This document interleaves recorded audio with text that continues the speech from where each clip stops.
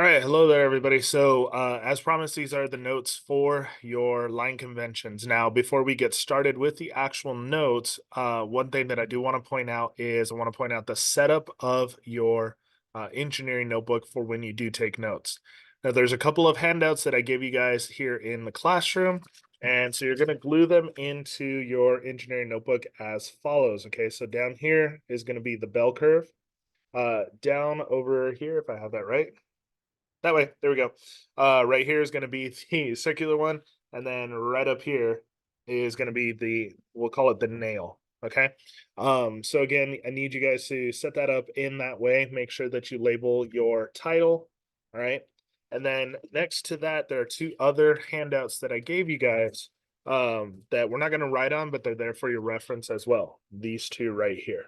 So go ahead and cut those out, glue them into your engineering notebook, and we will get started. Okay. So, what we're going to be talking about today is we're going to be talking about line conventions. All right. Now, with line conventions, these are the types of lines that we use when drafting. Okay. So, the title of your notes today is line conventions. And what we're going to do is we're going to go through all the series of lines using those handouts that you glued into your notebook. All right. So first off, the first type of line that you have is going to be your construction line. Okay. Now your construction line is located right there. And that type of line is a very lightly drawn line. It's used as a guide to help draw all the other lines and shapes properly. Now, I don't know if you could see this, but what you're going to do is you're going to write your title, write the line definitions there, and then right over here, make sure that you draw the arrow to reference that line. So if I do this, construction line. Okay, so I've added that in so that way I know where that line is referencing.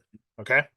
So again, a construction line, it's used to really just as a guide for framing your object. All right. Your next type of line is going to be the one that we commonly draw. It's called an object line. Your object lines are thick and dark. They're used to define the shape of the object. Okay, so these are the ones that we typically draw. All right, and your object line are right there. Okay, so after that, your next type of line is going to be the hidden line.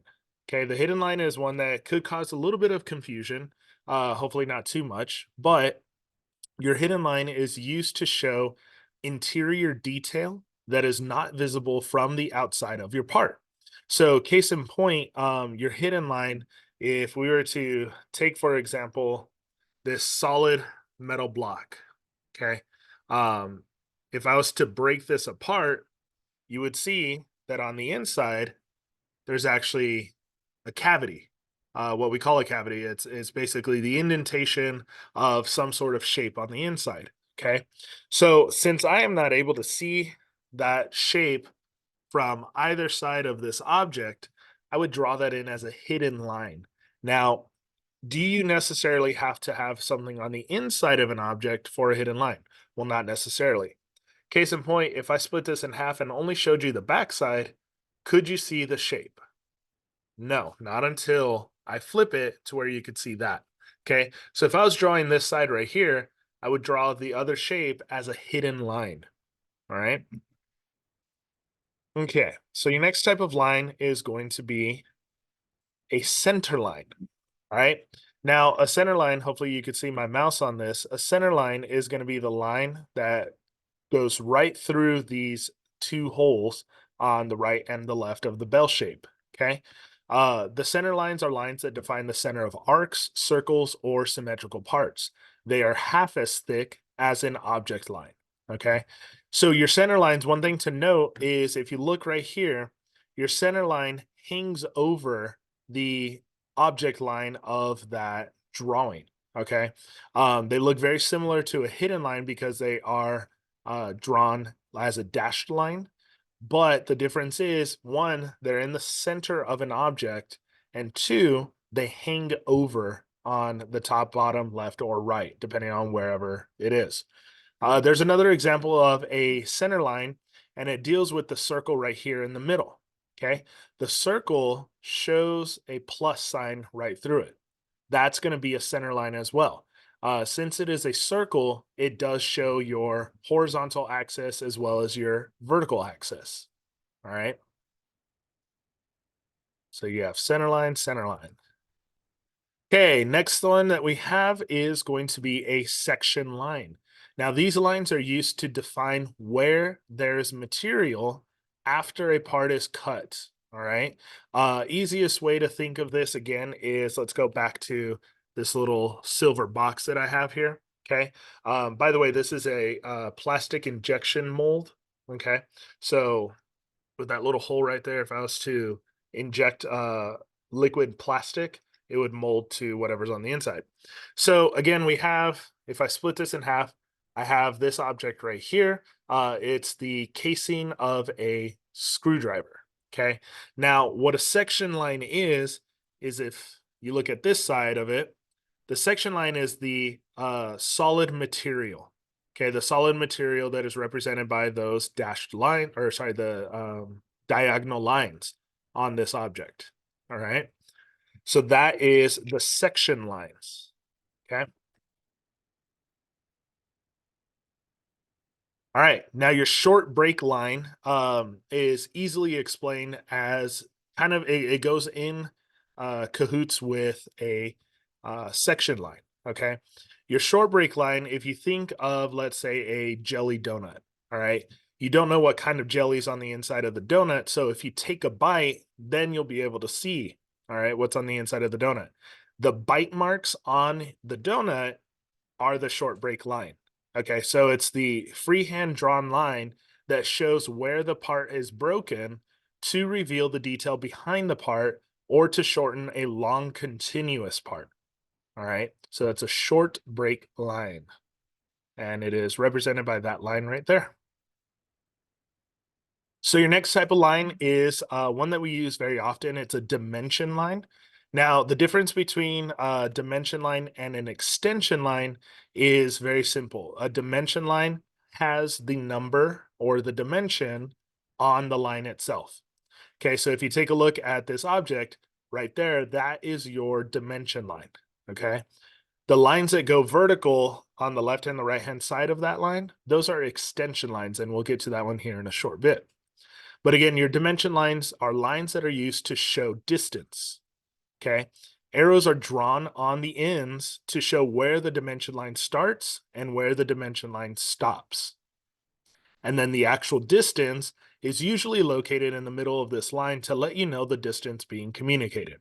Now, there are some times where the object is so small that you can't fit the number on the inside, so it'll trail off to the side.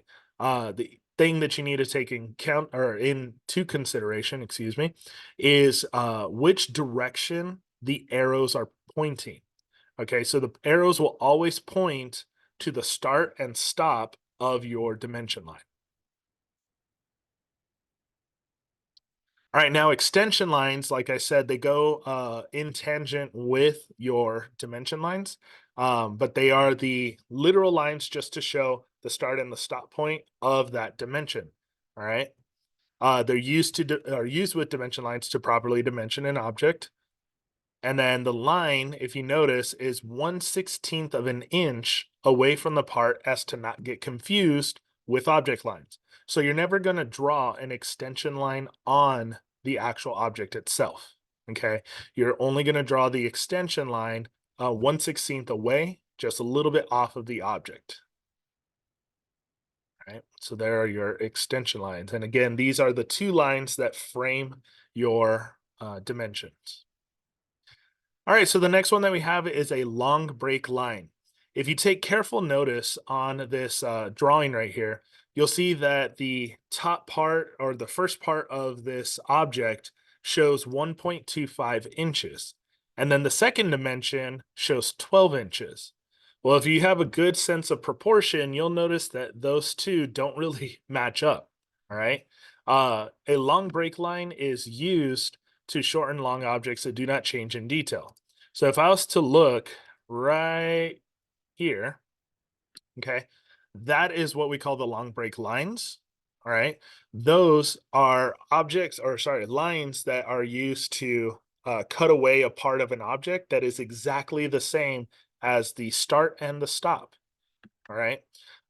So that part has just kind of been cut away to showcase this right here and this right here. It's all the same. So we can shorten the actual drawing and make this part bigger by using a long break line. Okay. So with that being said, there's your long break line. And again, these lines are usually represented as a jagged cut or a break. The next one is leader lines. Okay. Leader lines are dimensions for circles, arcs, and basically to help show detail. Okay. So your leader lines are these lines right here that have the arrows. Okay. They are very what's the word, characteristic. The characteristic of these lines is that they come off at an angle and then they flatten out to show you the dimension. Okay. So right here, this one in particular is going to show you that the diameter, that's the symbol for diameter. Okay. The diameter of this circle on the inside is 0.5 inches. All right. If we move over here to this outside circle, the diameter is 2 inches. All right. Now this one right here is a little bit different. You'll notice that it shows diameter 1 inch, but then it also says 0.5 deep. All right. So what that's actually saying is something like this. If you were to draw this from the side view, the diameter would be 1 inch and then 0.5 deep. All right. So what we're looking at is let me get this real quick. We're looking at this size right here is 1 inch.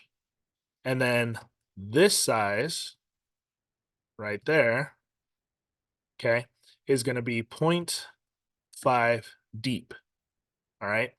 So that's what that's telling you right there. That is what we call a whole note. Okay. We'll get to whole notes later on. But again, that's kind of the idea that we're showcasing here. Okay. So there's your leader line. All right. Now, one thing that we do need to take into note is a lot of these lines could get jumbled up. So what we do is we have a precedence of lines. It's a hierarchy of lines, if you will. Some lines are a little bit more important to show than others. All right. So we have a set of rules. Object lines take precedence over hidden and center lines. So we could, if we're writing this out in numerical order, object lines would be number 1. Hidden lines take precedence over center lines. So therefore, hidden lines would be number 2. Center lines would be number 3. And then finally, cutting plane lines take precedence over all others. So we have 1, 2, 3, and 4. 4 is the cutting plane line.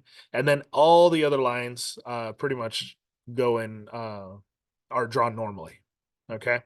So if we take a look at an example of this, we have this object right here.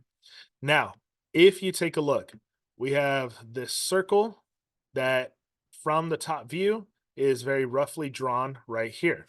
Now we know that on the top view, this circle is shown by this center line right here.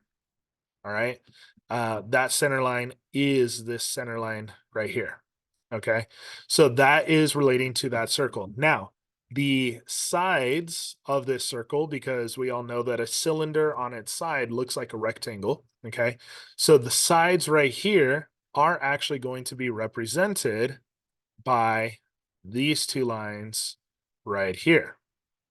But the question becomes, why are they not hidden? Okay, so this is where precedence of lines takes place. Since those lines lie on the same plane, I guess you would say, as these lines right here, these two are object lines. So they take priority over hidden lines. Okay, so basically you hide your hidden lines on that side. Now, if we were to look at this side over here, going to the left-hand side, sorry, the right side view, we would see the same thing. So let me change back to the yellow highlighter. So we have the top and the bottom that are showcased by these two hidden lines right here. But you'll notice that our center line is right here. It hangs over, but there is a object line that covers the rest of that center line because that object line is this one right here. All right. So hopefully that kind of explains a little bit about the precedence of lines and how, some are shown, some are not. Okay. But apart from that, that should be good. All right. Let's see. So the standards, precedence lines, I went back a little bit. Object lines, object lines. Okay, cool. Precedence lines. All right, we kind of already talked about that. Cool. So there's the end of that slide. Now, real quick, a couple of things. Let's go ahead and talk about your homework. Okay. So what you're going to do is you're going to use the notes that we just took, coupled with, and again, make sure that your notes are written in your engineering notebook so that way you can reference them later on. But you're going to use those notes to use for your homework.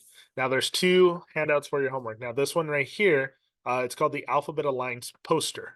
Okay. And what you're going to do is you have this object with bubbles or balloons, all the different types of lines that we've talked about. Okay. Now, there is one type of line that we didn't talk about, and it is number one. Number one is what we call a phantom line. Okay. A phantom line is a type of line, it's like a hidden line, but also coupled with a cutaway part. So if you look really closely at number one, you'll see that there is this cutaway area and it's showing the inside of that part. Well, part of the object that's been cut away is this little thing that's sticking out right here at the front. So it's there, but it's not there. Okay. So that's what we call a phantom line, kind of like a ghost. All right. It exists, but it's not there. It's not showing. All right. So what you're going to do is you're going to go through and you're going to write down all that information. So number one is a phantom line. And I'll literally just write it in just like that. All right. Okay. Label all the other ones to the best of your ability. This is where you will also use not only the notes that you took, but you'll also use the two handouts that you have glued in. All right. So use those two pieces of information, answer all of those bubbles, and then you will move on to the next handout. This handout right here is just basic repetition. Okay. So you're going to grab a ruler and a pencil, and you're going to draw each of those lines the number of times that you see there. So if you look on the left-hand side of the object, I'll circle these for you right now. If you look on the left-hand side of the object, you'll see that there are dashed lines. Those are the start points for your line. So you're going to need to draw each of these. I think it's about 7 times. All right. With the exception of the section line. The section line, I just want you to fill in the entire box. Okay. You're going to fill in the entire box with those types of lines. Again, use a pencil, use a ruler. All right. Now, how do these lines look? Okay. Take a look at the bottom of the box, and you'll see that each one has a different type of line. Some are complete dashes, some are a long dash followed by a short dash. All right. Long dash, 2 short dashes, but that will tell you what that line looks like. Okay, so that's the instructions for how to complete that assignment. All right. Apart from that, any other questions, please make sure you reach out, ask me whatever questions you have. Okay, good luck.